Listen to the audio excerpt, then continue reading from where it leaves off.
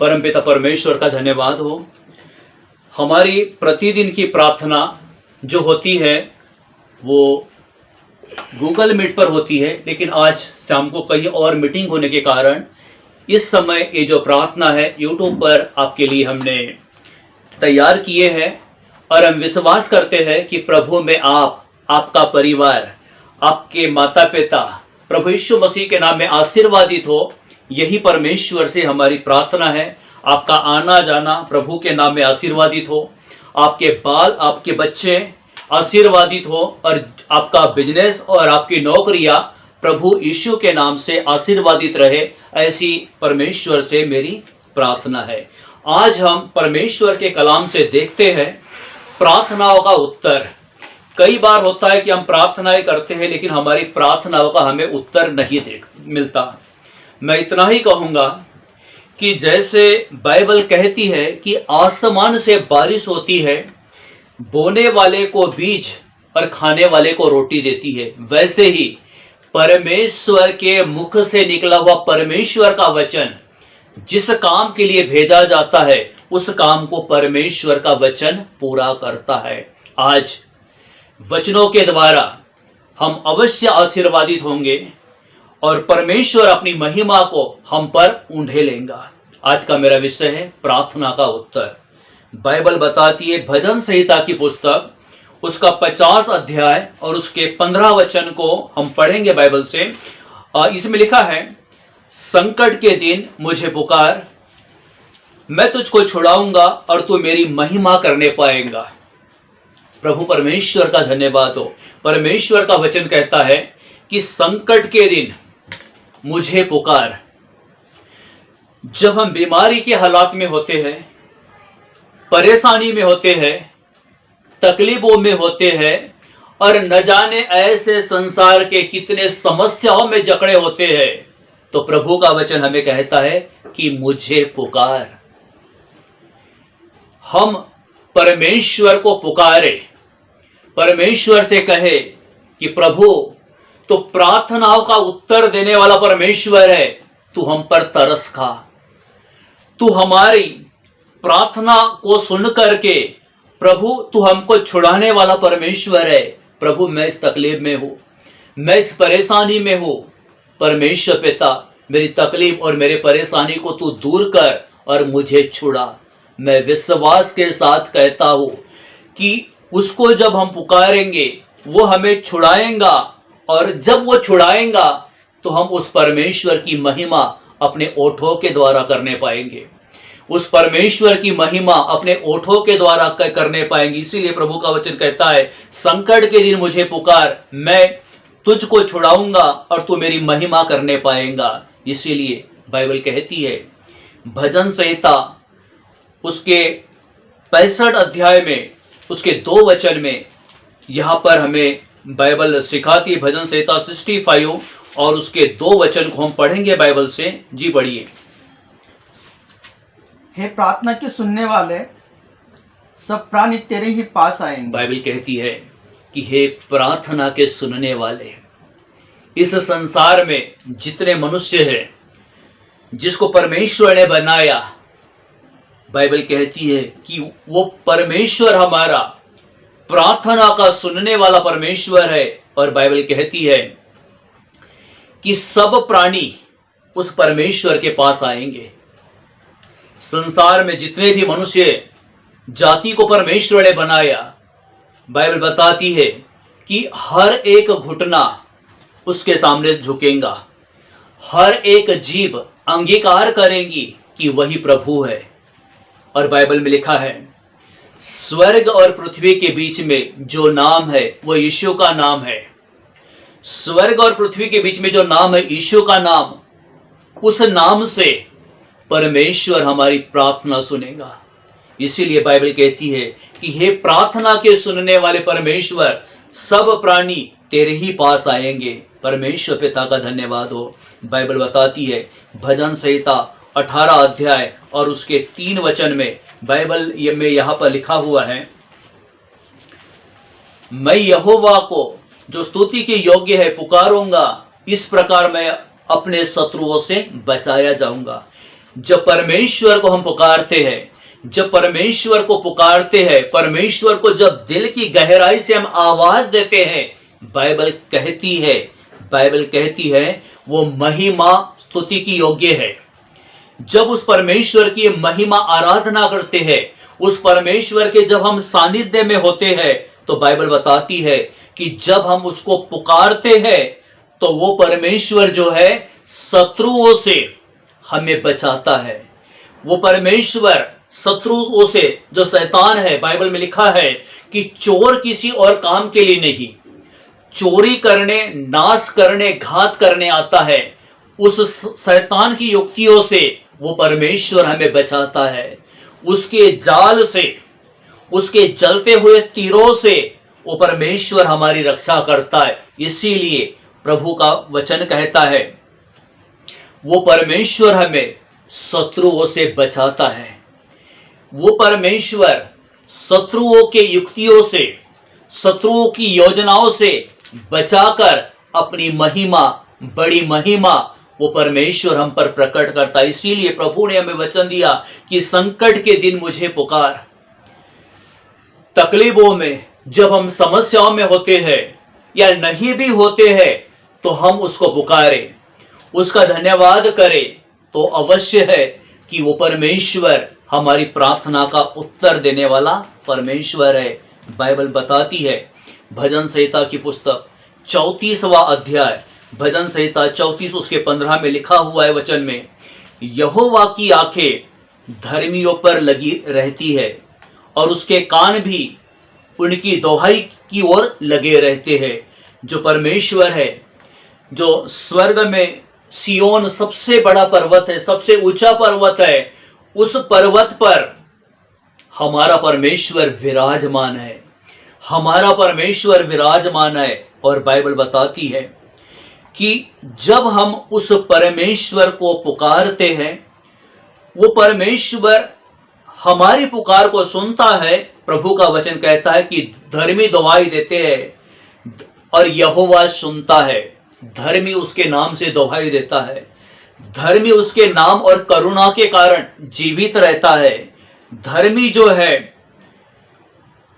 वो उसको छुड़ाता है। और बाइबल बताती है कि धर्मी को परमेश्वर सारी विपत्तियों से वो छुड़ाने वाला परमेश्वर है। इसीलिए प्रभु का वचन कहता है कि धर्मी दुहाई देता है, धर्मी यहोवा के नाम का जय जयकार करता है, धर्मी यीशु मसीह को महिमा देता है, धर्मी के ऊपर पवित्र आत्मा का अभिषेक होता है।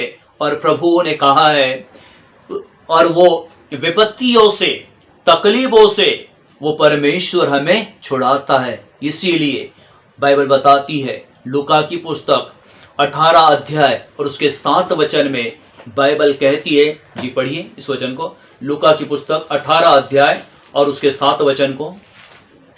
इसलिए क्या परमेश्वर अपने चुने हुए का न्याय न चुकाएगा, जो रात दिन उसकी दुहाई देते रहते हैं? क्या वह उनके विषय में देर करेगा? बाइबल कहती है, लूका उसके 18 और उसके 7 वचन में लिखा है, इसीलिए क्या परमेश्वर अपने चुने हुओं का न्याय न चुकाएगा? जो परमेश्वर की दुहाई देते हैं, जो परमेश्वर को पुकारते हैं, जो परमेश्वर की करुणा और अनुग्रह से जीवित होते हैं, और वो परमेश्वर क्या अपने चुने हुओं का न्याय नहीं चुकाएगा? मैं विश्वास के साथ कहता हूं कि हम सब उसके चुने हुए हैं और वो हमारा न्याय चुकाएगा। बाइबल कहती है, जो रात दिन उसकी दुहाई देते रहते हैं, क्या वह उनके विषय में देरी करेगा? भोर को हम उसकी महिमा करते, दोपहर में उसकी महिमा करते, संध्या को उसकी महिमा करते, रात को उसकी दुहाई देते हैं। जो परमेश्वर का वचन इस समय सुन रहे हैं, वो सब परमेश्वर के चुने हुए लोग हैं। और जो उसको पुकारते हैं, जो उसकी दुहाई देते हैं, मैं साफ रीति से कहना चाहता हूं कि परमेश्वर अपने धर्मियों की दुहाई पर उनकी सुनता है। परमेश्वर पर जो धर्मी निगाहें लगाए रहते हैं, उनकी वह सुधि लेता है। जैसा कि लिखा है, अधर्मी न्यायाधीश और विधवा का दृष्टांत प्रभु यीशु मसीह ने कहा। बाइबल यहां पर कहती है, वो विधवा अपने न्याय के लिए उस अधर्मी न्यायाधीश के पास में बार बार जाती थी। वो अधर्मी न्यायाधीश था, ना उसको किसी मनुष्य की परवाह थी, ना परमेश्वर का डर उसके जीवन में था। वो अधर्मी, एक हिटलर के समान वो न्यायाधीश था। लेकिन उस विधवा का जो विश्वास है उस अधर्मी और हिटलर न्यायाधीश में नहीं था।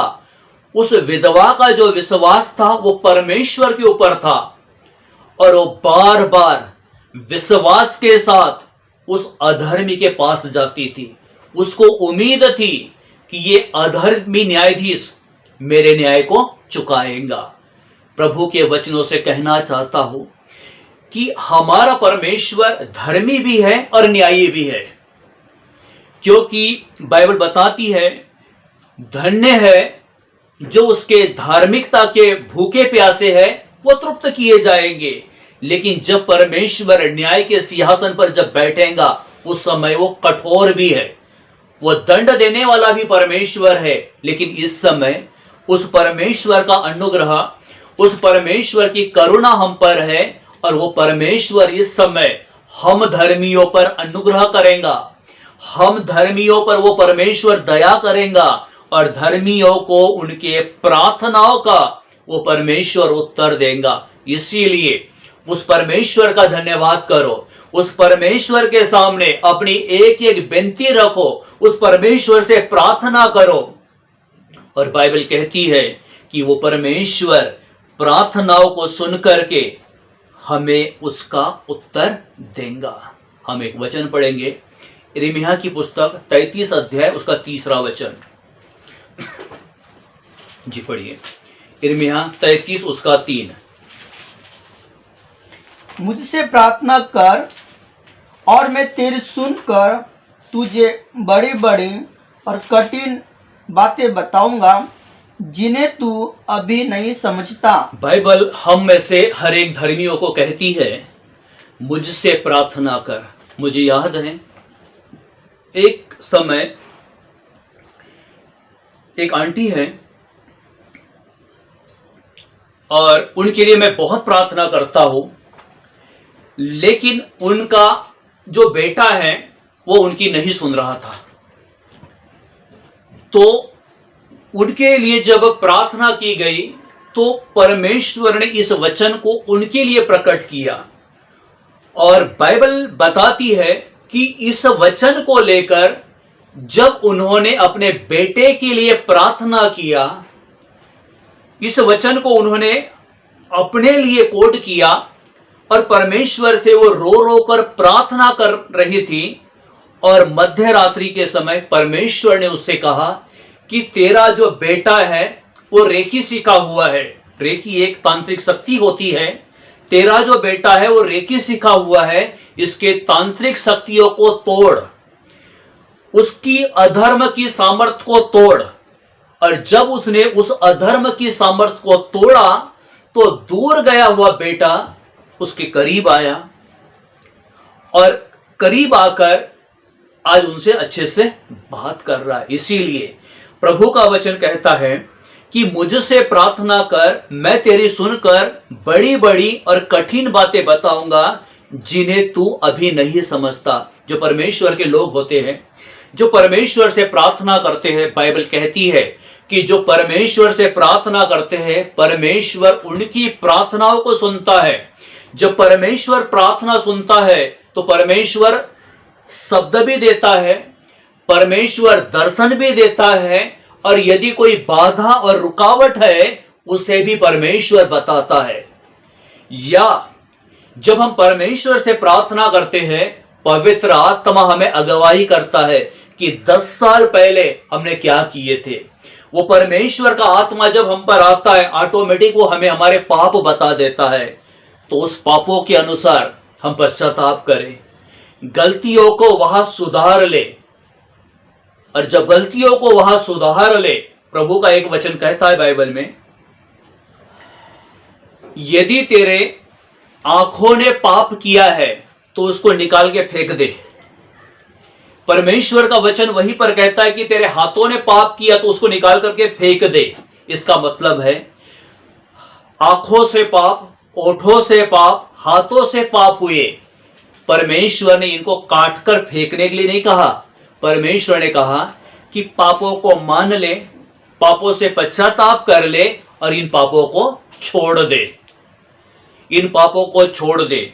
ये जो बाइबल का वचन है ये हमारे जीवन में उस गहराई को प्रकट करता है, चाहे हमने गलती की हो या हमारे द्वारा गलती हुई हो, अनजाने में हो या जानबूझकर हो, वो गलती हमारे सामने प्रकट करता है। क्योंकि बाइबल कहती है कि परमेश्वर पापियों से प्रेम करता है लेकिन पाप से घृणा करता है। जब तक ये पाप का अस्तित्व हमारे अंदर होता है तब तक बहुत बाधाएं आती है, बहुत रुकावटें आती है और हम अपने मुकाम में सक्सेस नहीं हो पाते। इसीलिए परमेश्वर की आत्मा परमेश्वर आप पर उंडेले, वो आत्मा में होकर जब हम परमेश्वर से प्रार्थना करेंगे तो मैं विश्वास के साथ कहता हूं कि अवश्य है उस पाप से हम बाहर होंगे।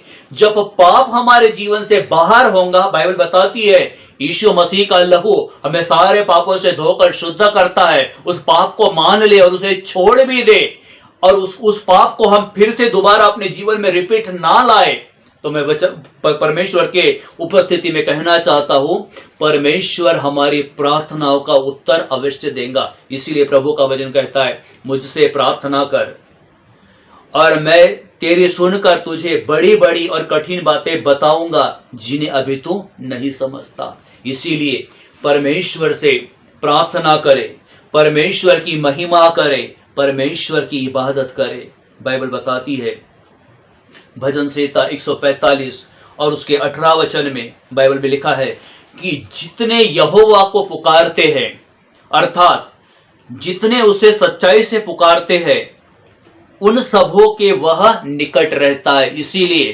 परमेश्वर को सच्चाई से पुकारे, परमेश्वर की आराधना आत्मा और सच्चाई से करे। और बाइबल बताती है कि जितने यहोवा को पुकारते हैं उन सबों के वो परमेश्वर निकट होता है। जितने यहोवा के करीब होते हैं परमेश्वर उनकी सुनता है और सुन करके प्रभु उन्हें आशीषित करता है। बाइबल बताती है भजन संहिता 118 और उसके 5 वचन में बाइबल हमें यहाँ पर सिखाती है। भजन संहिता 118 और उसका 5 वचन, मैंने सकेती में परमेश्वर को पुकारा, परमेश्वर ने मेरी सुनकर मुझे चौड़े स्थान में पहुंचाया। बाइबल कहती है कि मैंने सकेती में परमेश्वर को पुकारा, मैंने आत्मा और सच्चाई से उस परमेश्वर को पुकारा, परमेश्वर ने मेरी प्रार्थना सुनकर मुझे चौड़े स्थान में पहुंचाया। अर्थात परमेश्वर ने मेरी प्रार्थना सुनकर के मुझे मेरे उन्नति के रास्ते पर परमेश्वर मुझे लेकर गया। इसीलिए उस महान परमेश्वर का धन्यवाद हो, उसकी महान करुणा का धन्यवाद हो, उसकी दया का धन्यवाद हो। बाइबल में लिखा है मत्ती 21 उसके 22 में, जो कुछ तुम प्रार्थना में विश्वास से मांगोगे वह सब तुमको मिलेगा। प्रभु ने वचन दिया है कि विश्वास से प्रार्थना में मांगे। इवन बाइबल में यह भी लिखा है कि एक पिता अपने बेटे से अंडा मांगेगा तो उसे सांप नहीं मिलेगा। तो बाइबल भी यहां पर कहती है कि जब हम परमेश्वर को पुकारे, परमेश्वर को मांगे, तो बाइबल यहां पर कहती है कि परमेश्वर अपने मांगने वालों को पवित्र आत्मा क्यों नहीं देगा। इसीलिए परमेश्वर को पुकारे, परमेश्वर से मांगे, परमेश्वर अवश्य है कि आपको आपके प्रार्थना का उत्तर देगा। परमेश्वर अवश्य है कि आपकी प्रार्थना सुन करके परमेश्वर पिता आपको आशीष देगा। इसलिए बाइबल बताती है अब तक तुमने मेरे नाम से कुछ नहीं मांगे, मांगो तो मैं तुम्हें दूंगा। प्रभु से मांगे, विश्वास के साथ मांगे, परमेश्वर आपको देगा। और भी मैं एक बात बताना चाहता हूं, ये बाइबल है और इस बाइबल में आखिरी में 2 ब्लैंक वाले पेपर होते हैं, पेज होते हैं। किसी केस में 2, किसी केस में 1, जो भी हो, और कम जाए तो उसको एक्स्ट्रा पेपर लगाकर आप जोड़ दो। उसमें आप अपना प्रार्थना निवेदन लिखना।